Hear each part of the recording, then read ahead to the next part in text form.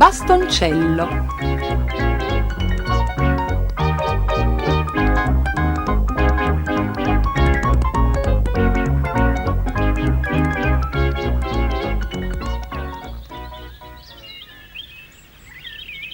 In una limpida mattina d'autunno il sole sorgeva sul bosco intricato, i tassi si stiracchiavano e sbadigliavano, gli scoiattoli si davano un gran da fare in cerca di noci, quando nel cavo della vecchia quercia nodosa le foglie tremarono alla voce di nonna Nodo.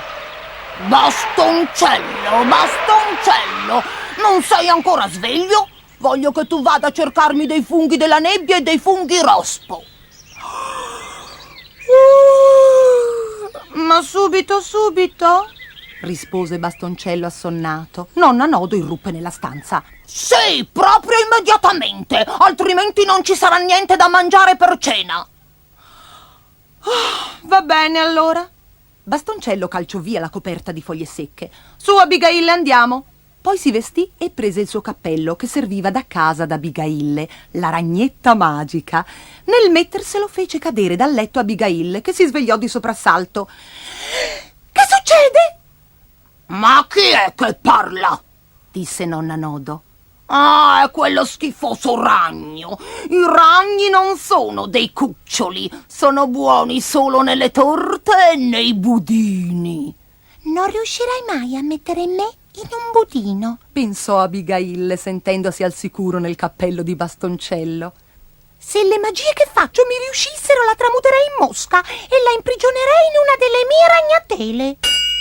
Sbrigati ora, disse nonna Nodo, e portami tanti funghi rospo, ma che siano ben ammuffiti, mi raccomando.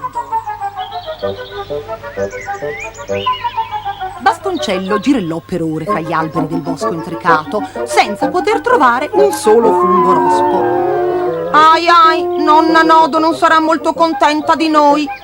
Abigaille si abbassò a parlargli dalla tesa del cappello. Beh, non possiamo mica tornare con le nostre 10 mani vuote.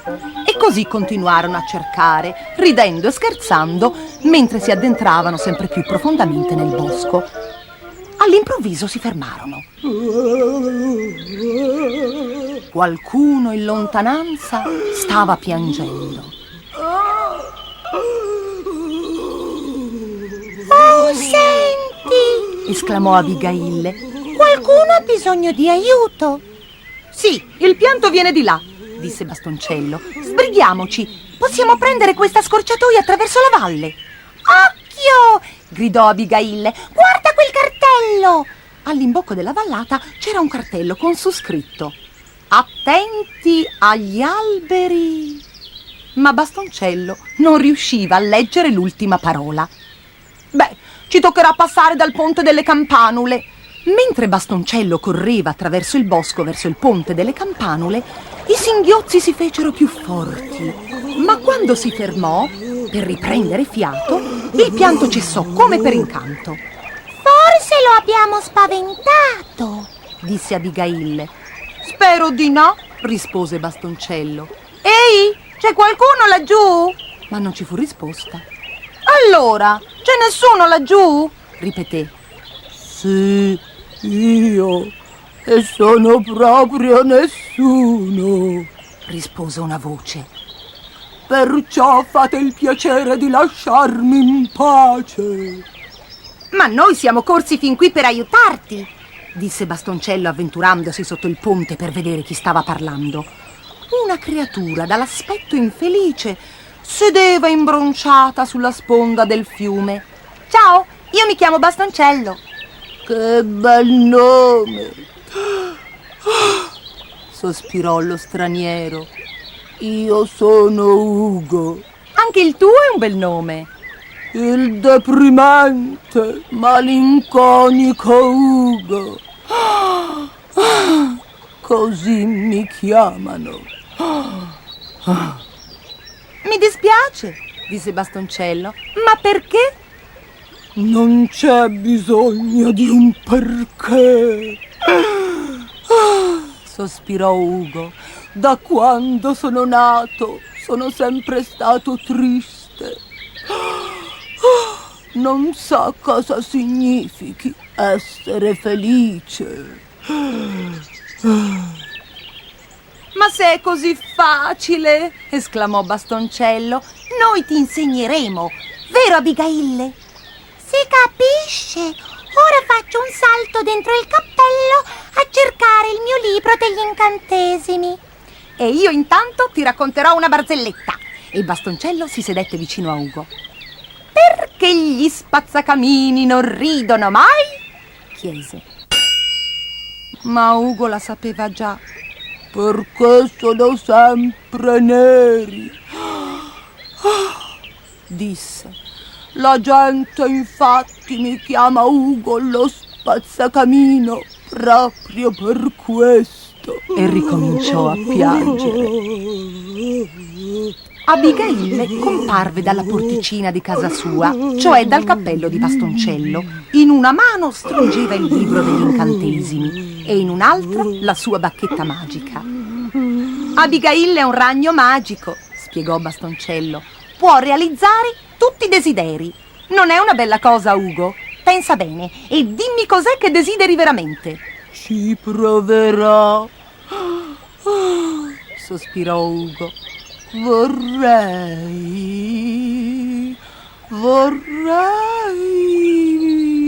una torta di mele. E una torta di mele apparirà, disse Abigaille sfogliando il libro degli incantesimi. Allora, vediamo, dunque, budini e torte. Ecco, torta di mele. E cominciò a saltellare avanti e indietro agitando la bacchetta magica. Cresta di gallo, pioggia sul tetto, ecco di mele un manicaretto. Ci fu un lampo e 1000 scintille di polvere blu scaturirono dal terreno. È riuscita? Tossì Abigaille sfregandosi gli occhi.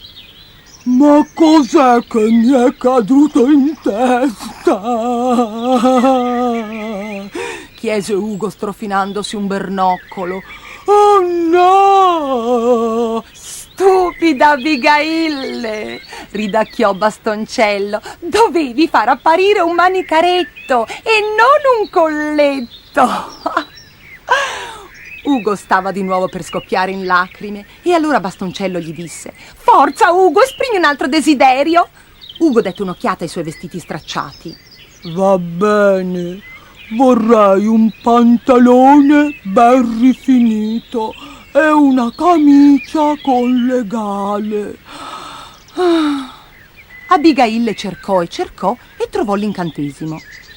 Fiore fiorito, gatto scappato, olio condito, camicia, gale, pantalone rifinito. Questa volta il lampo blu fu ancora più blu, ma prima che la polvere si diradasse, Ugo si guardò nel fiume e strillò: Oh no! Ho sbagliato di nuovo tutto! Non sarò mai felice! E scappò via a nascondersi nei boschi. Abigaille, ma che è successo? Chiese Bastoncello quando la polvere magica si fu posata al suolo. Non l'hai mica fatto svanire, no? Abigaille dette un'occhiata al suo libro. Oh, povera me! Devo proprio mettermi gli occhiali. Invece di un pantalone ben rifinito e di una camicia a gale. Beh, cosa gli hai dato? Un vestito fiorito e un vecchio stivale. Logico allora che sia scappato, disse Bastoncello. Vieni, su, dobbiamo cercarlo. E Bastoncello e Abigaille si affrettarono dietro le orme di Ugo per tutto il bosco intricato. Le impronte portavano a destra, verso la valle in cui c'era il cartello ammonitore. Si fermarono e cercarono di leggerlo nuovamente, ma ad un tratto udirono delle urla provenire dalla vallata. Oh, vi prego, no! Basta! È Ugo e sembra essere in serio pericolo, presto! Mentre correvano le grida si facevano più forti, ma quando Bastoncello e Abigaille trovarono Ugo non potevano credere ai propri occhi. si rotolava al suolo, mentre i rami degli alberi lo solleticavano. Basta! Ora capisco cosa voleva dire il cartello, gridò Bastoncello. Attenti agli alberi solletichini! Finalmente gli alberi la smisero di solleticare Ugo, che riprese fiato e si asciugò le lacrime. Perché ridete così? Chiese. Gli alberi hanno fatto il solletico anche a voi? No! È il tuo vestito fiorito! Sei così buffo! Rise Bastoncello senza riuscire a frenarsi. E io sono così felice, disse Ugo. Per la prima volta in vita mia ho imparato a ridere e devo ringraziare voi. Ma la prego, signorina Abigail, mi tolga di dosso questo ridicolo vestito. Ma certo, e questa volta niente sbagli. Latte di fico, polvere d'uovo, che Ugo torni normale di nuovo.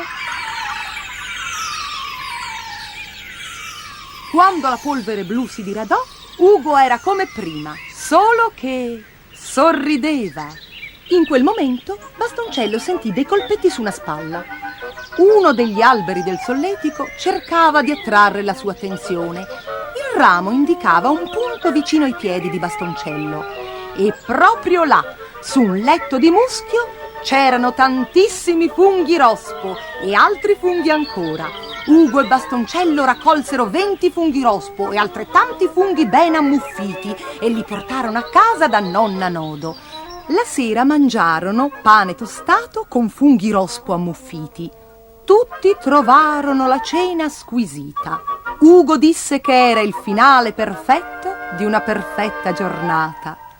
Vedete, non solo ho trovato la felicità, disse schioccando un bacione a nonna Nodo, ma ho trovato anche 3 buoni amici.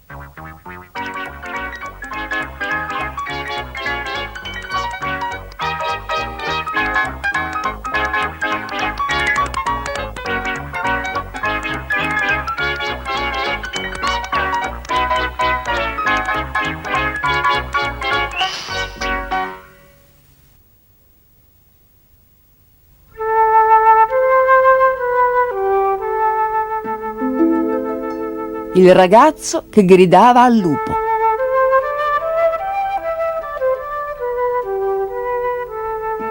C'era una volta un pastorello che badava alle pecore per tutti gli abitanti del villaggio. A volte si divertiva sulle colline e allora il tempo passava in fretta, ma certi giorni si annoiava terribilmente. Non c'era niente da fare, salvo stare a guardare le pecore che brucavano l'erba dal mattino alla sera. Così, un giorno decise di divertirsi un po' e salì in cima a un'altura che guardava sul villaggio. «Al lupo! Al lupo!» gridò con quanto fiato aveva in gola. «Il lupo sta divorando il gregge!» Non appena gli abitanti del villaggio udirono il pastorello, si precipitarono fuori dalle case su per la collina per dargli una mano a cacciare il lupo, e invece lo trovarono che si stava sbellicando dalle risate. Naturalmente erano furibondi quando tornarono a casa, mentre il ragazzo riprendeva a curare il gregge, sghignazzando.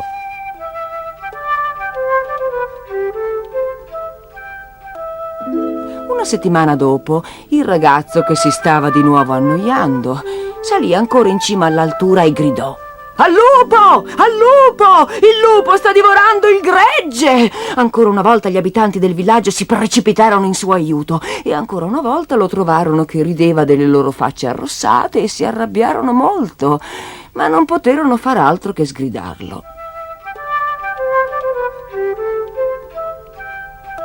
3 settimane più tardi il ragazzo giocò loro lo stesso tiro, e di nuovo un mese dopo, e poi ancora e ancora. «Al lupo! Al lupo!» gridava sempre. «Il lupo sta divorando il gregge!» E ogni volta gli abitanti del villaggio si precipitavano su per la collina ad aiutarlo, e ogni volta trovavano il pastorello che si teneva la pancia dal gran ridere per lo scherzetto che aveva giocato loro.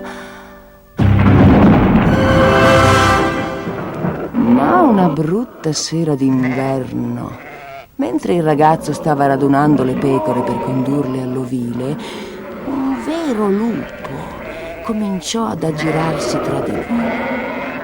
Il pastorello era terrorizzato. Il lupo appariva enorme alla flebile luce del crepuscolo e lui aveva solo il suo bastone per difendersi. Corse sull'altura gridando: "Al lupo! Al lupo! Il lupo sta divorando il gregge!" Ma questa volta nessuno venne ad aiutarlo, perché nessuno crede a un bugiardo, nemmeno quando dice la verità. "Ci ha fatto questo scherzo una volta di troppo", dissero gli abitanti del villaggio. "Se c'è davvero un lupo, lasciamo pure che si mangi il ragazzo." E così fu.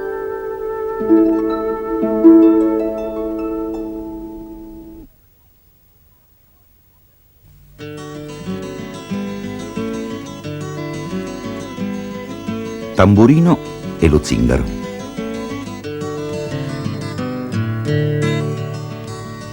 Era quasi buio quando una sera in Irlanda Tamburino veniva trasportato alla sua nuova casa da Tom e Lucy, che avevano un galoppatoio. Il box dove il puledro era rinchiuso dietro la macchina cominciò a ondeggiare paurosamente e Tom dovette fermarsi sul bordo della strada.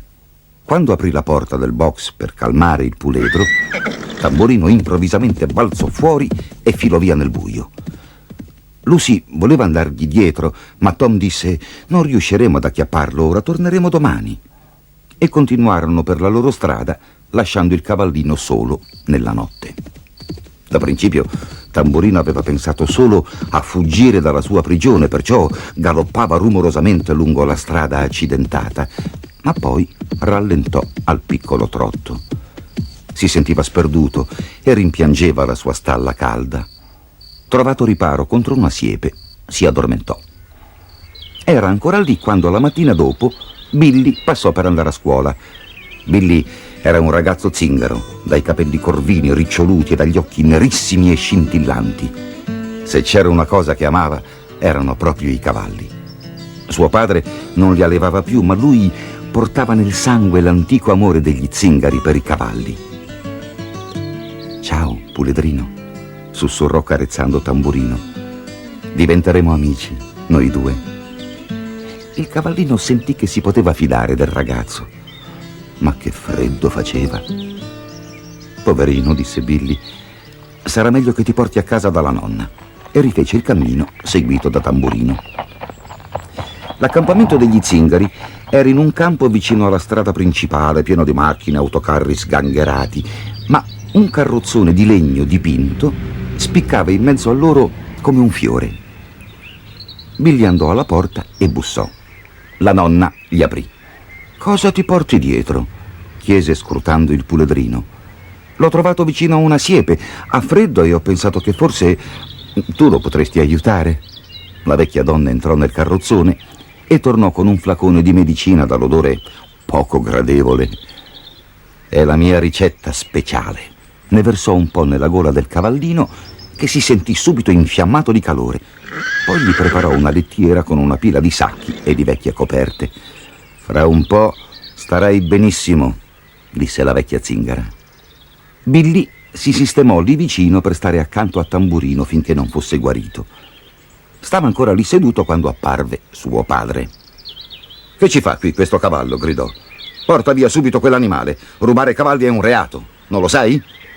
"Ma io non l'ho rubato, l'ho trovato." "In questo caso faresti meglio a portarlo al commissariato del paese. Loro sapranno cosa devono fare finché il padrone non si farà vivo. Così forse, se non lo cerca nessuno, la polizia me lo lascerà tenere." "Puoi toglierti quest'idea dalla testa", sbottò il babbo. "Non c'è posto qui per i cavalli." E se ne andò. "Billy!" chiamò la nonna dalla porta del suo carrozzone. "Vieni qui, ti voglio far vedere una cosa."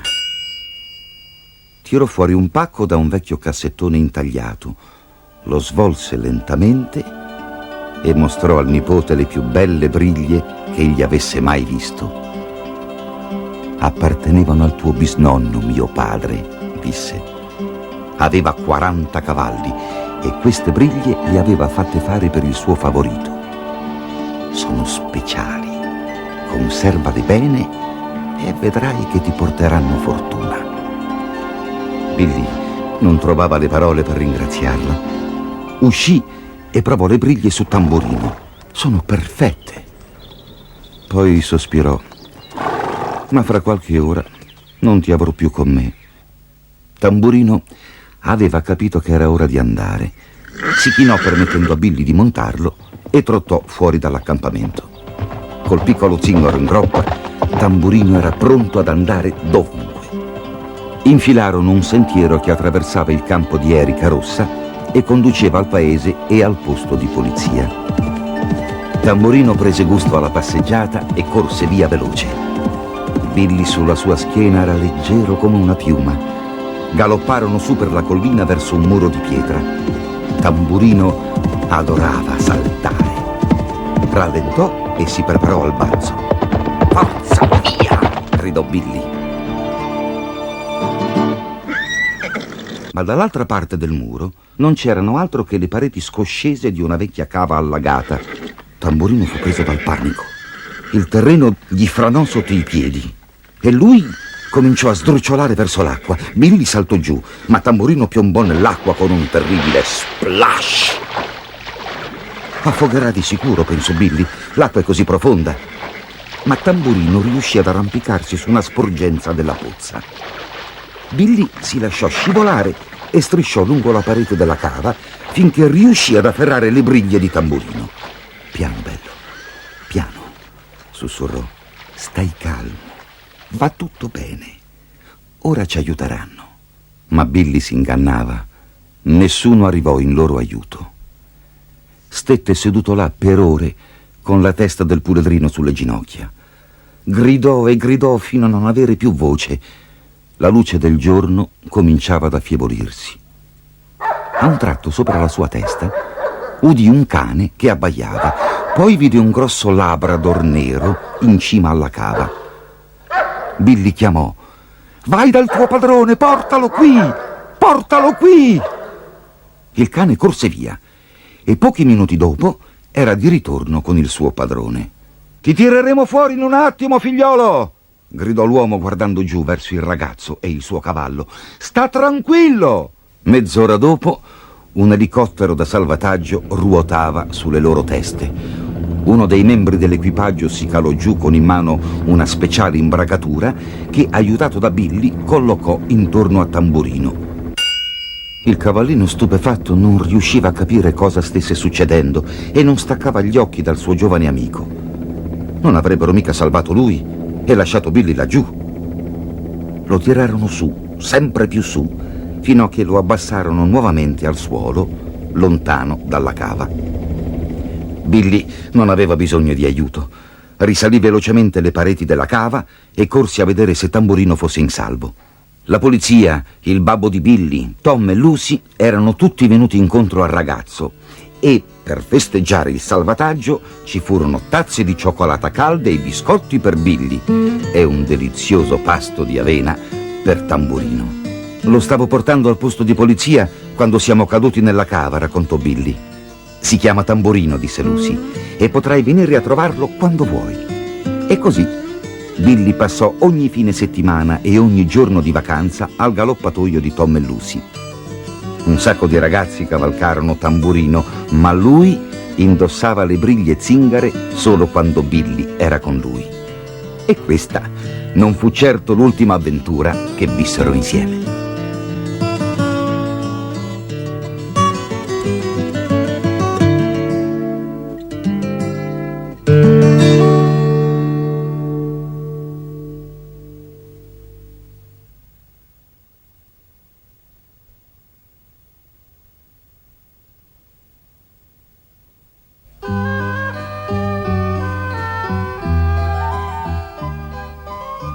Raperonzolo.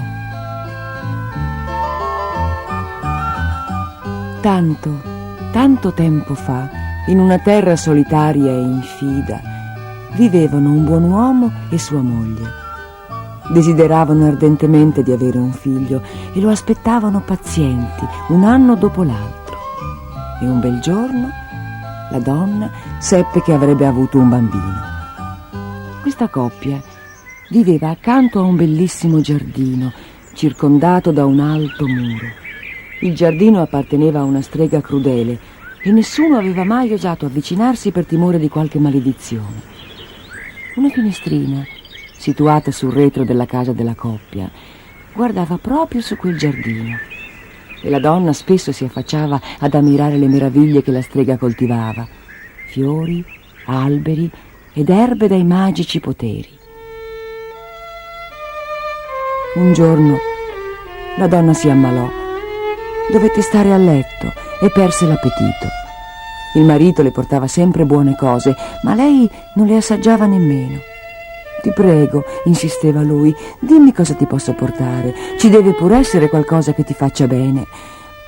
«Portami le cime dei raperonzoli che crescono nel giardino della strega», sussurrò lei. «So che mi faranno bene». Il marito era spaventatissimo, ma avrebbe fatto qualsiasi cosa pur di aiutarla. «La vecchia strega non mi farà del male», diceva per farsi coraggio. Attese il calare della notte e poi scavalcò il muro di cinta del giardino della strega. Col cuore che gli batteva si guardò attorno. Non c'era nessuno.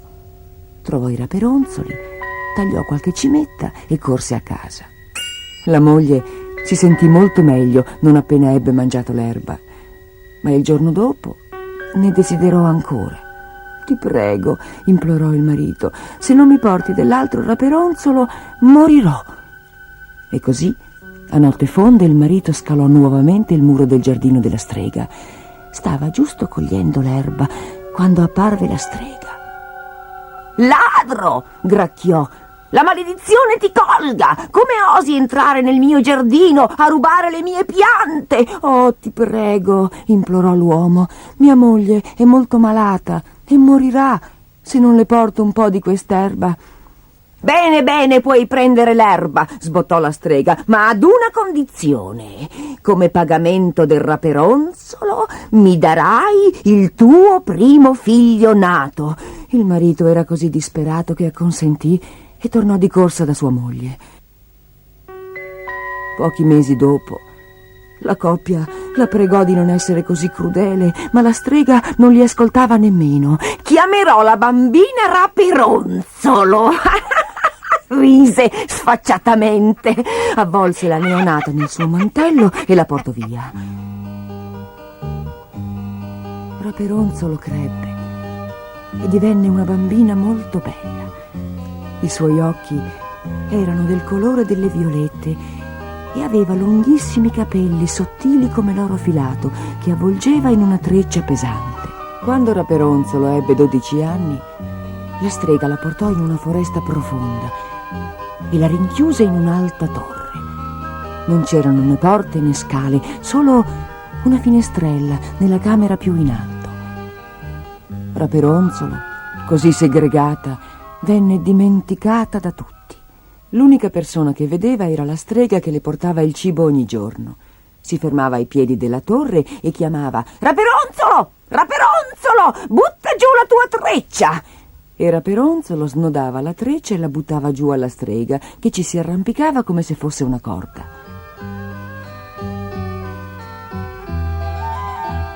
Un giorno un principe, mentre cavalcava nella foresta, perse la strada e, arrivato sotto la torre di Raperonzolo, la sentì cantare come faceva spesso per tenersi compagnia. Il principe, che non aveva mai udito una voce così pura e così dolce, fermò il cavallo e rimase immobile ad ascoltare. Cercò con gli occhi la porta della torre, ma non trovandone alcuna, galoppò via. Ma il giorno dopo ritornò e poi ogni giorno ancora. Era rimasto affascinato dal canto e determinato a scoprire chi cantava. Un giorno, mentre il principe stava ascoltando, arrivò la strega. Egli si nascose dietro un albero a guardare cosa succedeva. «Raperonzolo! Raperonzolo! Butta giù la tua treccia!» intimò la strega. Ed ecco, dall'alta finestra della torre apparire una bionda treccia e la strega lesta arrampicarvisi sopra e sparire dentro la torre. Allora è così che devo fare per poter vedere la cantatrice, pensò il principe. Quella sera egli ritornò alla torre. Raperonzolo, Raperonzolo, butta giù la tua treccia, gridò. Ci fu un fruscio soave e la treccia dorata venne giù lungo il muro fino a lui. Il principe si arrampicò lesto lesto e scavalcò la finestrella entrando nella torre. Raperonzolo non aveva mai visto un uomo prima di allora. Si spaventò e indietreggiò. «Chi siete?» ansimò. «Non temere», disse dolcemente il principe, che si era innamorato di lei a prima vista, prendendole le mani. Dovevo scoprire chi cantava così soavemente, e gli raccontò come fosse venuto ad ascoltarla ogni giorno. Piano piano a Raperonzolo passò la paura. «Sposami e lascia questa orribile prigione», la pregò. Il principe era giovane e bello e piacque subito a Raperonzolo. «Verrei volentieri con te», disse, «ma come farò per uscire dalla torre? Tu puoi scendere lungo i miei capelli, ma io...» Pensò un momento e poi aggiunse: «Vieni a trovarmi ogni sera e ogni volta portami un mazzo di fili di seta. Li intreccerò e farò una grossa corda. Quando sarà finita potremo scendere entrambi e fuggire insieme». E così il principe andò ogni sera a trovare Raperonzolo e ogni giorno essa intrecciava i fili che lui le portava. La strega non si accorse di nulla, ma Raperonzolo era così innamorata che non riusciva a pensare ad altro che al principe. Fu così che un giorno, dopo che la strega si era arrampicata dentro la torre, Raperonzolo disse: «Lo sai che tu sei molto più pesante da tirar su che il principe?»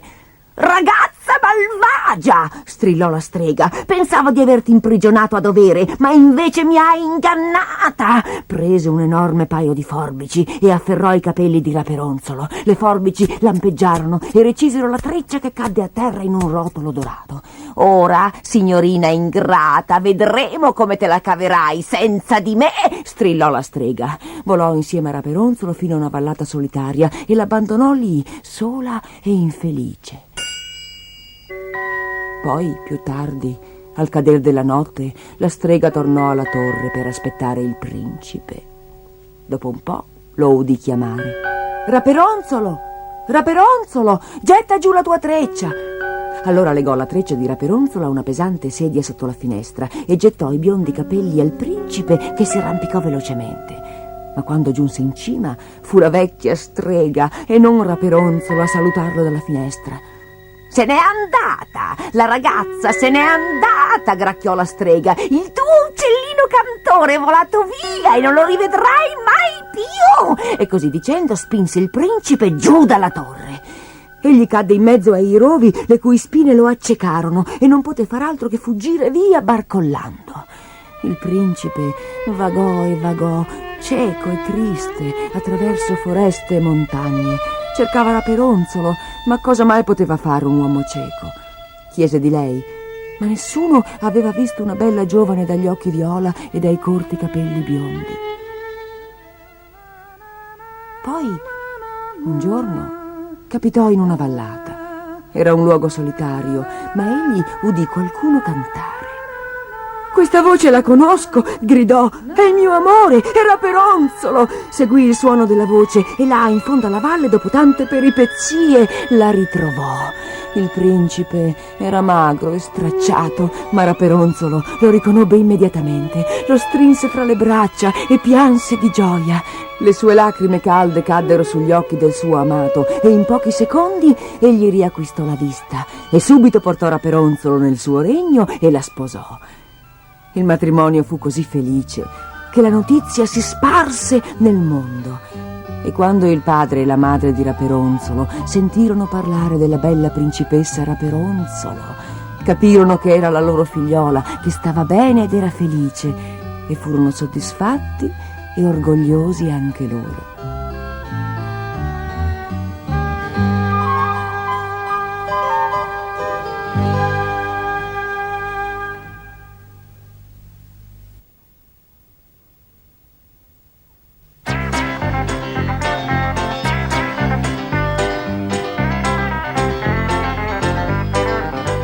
Il madornale errore di Virgilio.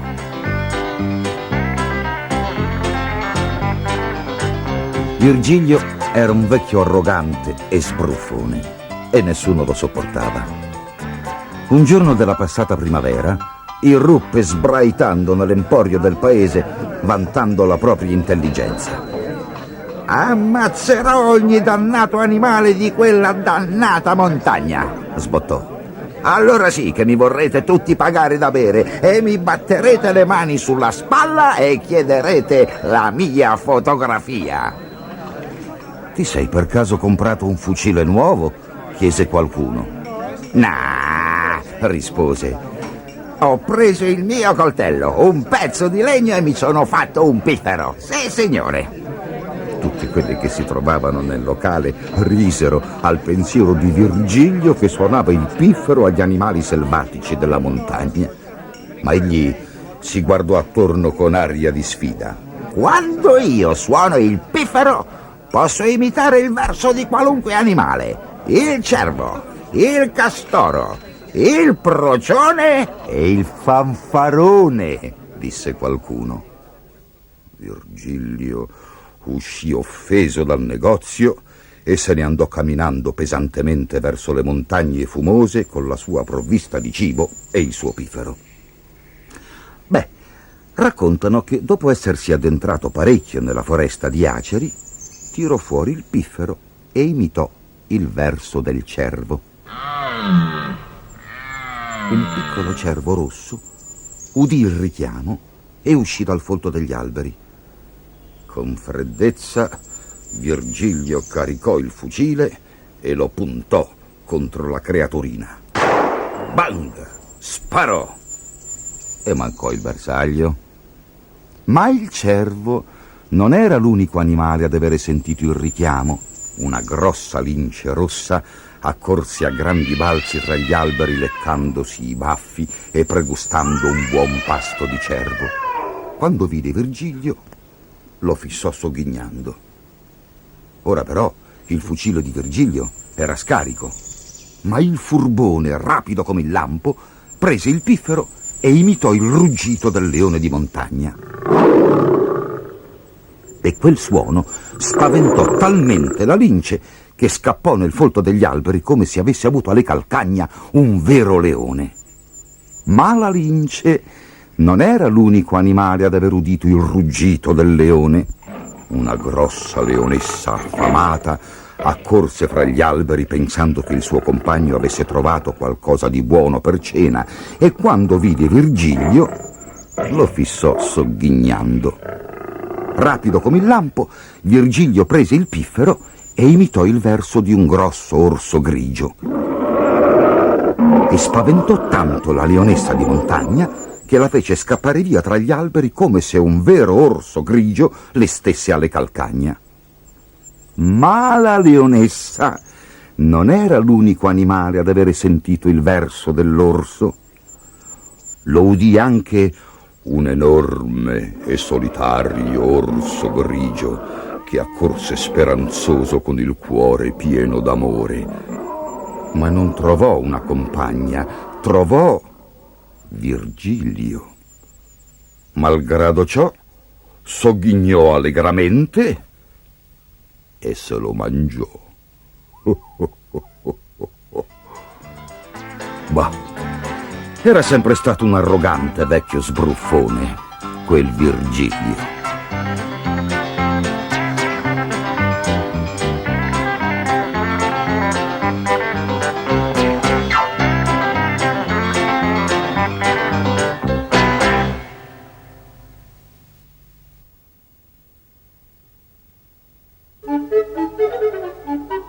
Il giullare Mingherlino.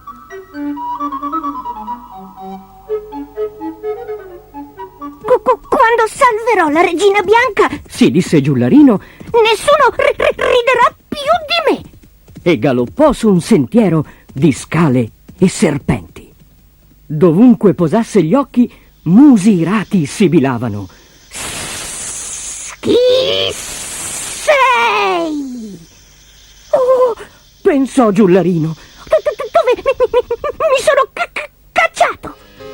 Più avanti il sentiero era ostruito da pile di grossissimi cubi. Ma Magari se mi arrampico qui ci vedrò meglio.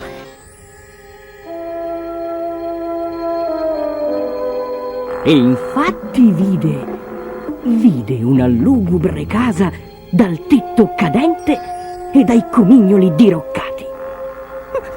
Non mi piace questo posto, nemmeno un popò. Tuttavia Giullarino strisciò fino alla porta principale, che si aprì cigolando quando egli fece capolino nell'ingresso. Oh, che sconquasso! L'ingresso era scuro e polveroso. Questa casa sembra completamente deserta. Forse è stregata. Ogni cosa era avvolta da enormi ragnatele appiccicose. Il suo cuore batteva forte quando, mettendo piede sul primo scalino, sfoderò la spada del re. Ma la sua mano tremava. Giullarino scostò le ragnatele e fece un altro passo incerto, aggrappandosi forte alla balaustra delle scale. Sbam! Una porta si spalancò ed ecco Pauracchio in persona, il brutto ragno feroce. Giullarino rabbrividì mentre una zampa pelosa si allungò per acchiapparlo, ma si invischiò in una massa di ragnatele. Il ragno strillò di rabbia e tutta la casa tremò mentre lottava per liberarsi. Poi Pauracchio perse l'equilibrio. Giullarino ebbe appena il tempo di scansarsi, mentre l'orribile ragno, contorcendosi, rotolava per le scale come una palla, fino a schizzar fuori dalla porta della casa, dove rimase senza potersi muovere. Giullarino raccattò la spada del re che gli era caduta di mano dalla paura. Oh, povero me! Non ho ancora trovato la regina! Ma dove sarà? Guardò dappertutto, in ogni stanza. Mi arrendo! Aiuto! Poi udì qualcosa. Aiuto! Chi va là? Ma ad un tratto il pavimento cedette e lui precipitò nel buio. Giullarino atterrò con un tonfo su un freddo pavimento di pietra. E lì, proprio di fronte a lui, c'era la regina bianca, tutta legata con le appiccicose ragnatele. Chiedo scusa se sono entrato senza bussare, maestà. Ansimò e rapidamente la liberò dalle ragnatele con la sua spada. «Sono molto felice di vederti, Giullarino», disse la regina. «Sei un valoroso!» Fuori dalla casa una folla enorme si era radunata per festeggiare Giullarino. Tutti i giocattoli avevano saputo che Pauracchio era stato sconfitto. Giullarino trovò ad attenderlo il suo fedele destriero e prendendo la regina per mano ritornò in trionfo alla corte degli scacchi bianchi.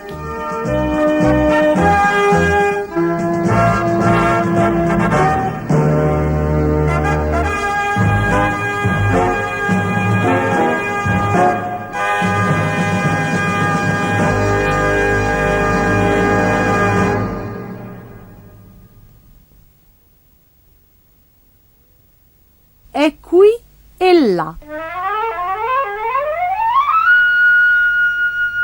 È qui e là. Da dove viene non si sa. Ma che razza di roba è? Certo, nell'aria si vede che c'è una fata fatta a pera da prendersi così com'era. È una maligna. È una musona. Vola nell'aria l'astuta volpona. Vola sui meli la grassa perona. E chi le dà il diritto di volare sul frutteto come una cornacchia, coi geloni alle ginocchia?